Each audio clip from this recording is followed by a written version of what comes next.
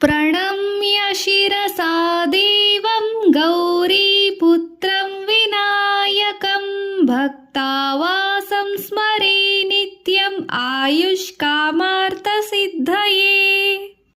ಕನ್ನಡದಲ್ಲಿನ ಭಾವಾರ್ಥ: ಆಯುಷ್ಯ ಹಾಗೂ ಇಷ್ಟಾರ್ಥಗಳನ್ನು ಪಡೆಯುವುದಕ್ಕಾಗಿ ದೇವರ ದೇವನಾದ ಗೌರಿಯ ಮಗನಾದ ಭಕ್ತರ ಹೃದಯದಲ್ಲಿ ನೆಲೆಸಿರುವ ವಿನಾಯಕನನ್ನು ನಿತ್ಯವೂ ನಾವು ತಲೆಬಾಗಿ ನಮಸ್ಕರಿಸಿ ಸ್ಮರಿಸಬೇಕು. ಪ್ರಥಮಂ ವಕ್ರತುಂಡಂ ಚ ಏಕದಂತಂ ದ್ವಿತೀಯಕಂ ತೃತೀಯಂ ಕೃಷ್ಣ ಪಿಂಗಾಕ್ಷ ಗಜವಕ್ತ್ರಂ ಚತುರ್ಥಕಂ. ಮೊದಲಿಗೆ ಬಾಗಿರುವ ಸೊಂಡಿಲು ಇರುವವನನ್ನು, ಆಮೇಲೆ ಎರಡನೆಯದಾಗಿ ಒಂದು ದಂತವಿರುವವನನ್ನು, ಮೂರನೆಯದಾಗಿ ಆಕರ್ಷಣೀಯವಾದ ಹೊಂಬಣ್ಣದ ಕಣ್ಣುಗಳನ್ನು ಹೊಂದಿರುವವನನ್ನು, ನಾಲ್ಕನೆಯದಾಗಿ ಆನೆಯ ಮುಖವಿರುವವನನ್ನು ನಾವು ಸ್ಮರಿಸುತ್ತೇವೆ.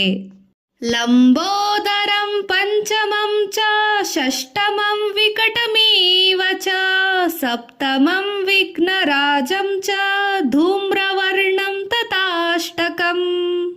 ಐದನೆಯದಾಗಿ ದೊಡ್ಡ ಹೊಟ್ಟೆ ಇರುವವನನ್ನು, ಆರನೆಯದಾಗಿ ಸುಂದರವಾಗಿ ಇರುವವನನ್ನು, ಏಳನೆಯದಾಗಿ ವಿಘ್ನಗಳಿಗೆ ಅಧಿಪತಿಯಾದ ಇರುವವನನ್ನು, ಹಾಗೆ ಎಂಟನೆಯದಾಗಿ ಬೂದು ಬಣ್ಣ ಹೊಂದಿರುವವನನ್ನು ನಾವು ಸ್ಮರಿಸುತ್ತೇವೆ.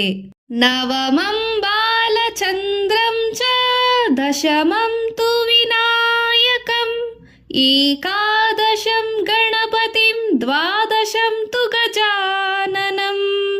ಒಂಬತ್ತನೆಯದಾಗಿ ಹಣೆಯಲ್ಲಿ ಚಂದ್ರನನ್ನು ಧರಿಸಿದವನನ್ನು, ಹತ್ತನೆಯದಾಗಿ ತನಗಿಂತ ಮೇಲೆ ಇನ್ನೊಬ್ಬ ನಾಯಕ ನಿಲ್ಲದವನನ್ನು, ಹನ್ನೊಂದನೆಯದಾಗಿ ಗಣಗಳಿಗೆ ಒಡೆಯನಾಗಿರುವವನನ್ನು, ಹನ್ನೆರಡನೆಯದಾಗಿ ಆನೆಯ ಮುಖದವನನ್ನು ಸ್ಮರಿಸಬೇಕು. ದ್ವಾದಶೈತಾನಿ ನಾಮಾನಿ ತ್ರಿಸಂಧ್ಯಂ ಯಃ ಪಠೇ ನರಃ ನ ಚ ವಿಘ್ನ ಭಯಂ ತಸ್ಯ ಸರ್ವಸಿದ್ಧಿಕರಂ ಪ್ರಭೋ. ಹೇ ಪ್ರಭುವೇ, ಯಾವ ಮನುಷ್ಯನು 3 ಹೊತ್ತು ಈ 12 ಹೆಸರುಗಳನ್ನು ಪಠಿಸುತ್ತಾನೋ ಅವನಿಗೆ ವಿಘ್ನಗಳು ಬರುವ ಭಯವಿರುವುದಿಲ್ಲ ಮತ್ತು ಎಲ್ಲಾ ಕಾರ್ಯಗಳಲ್ಲಿ ಯಶಸ್ವಿಯಾಗುತ್ತಾನೆ.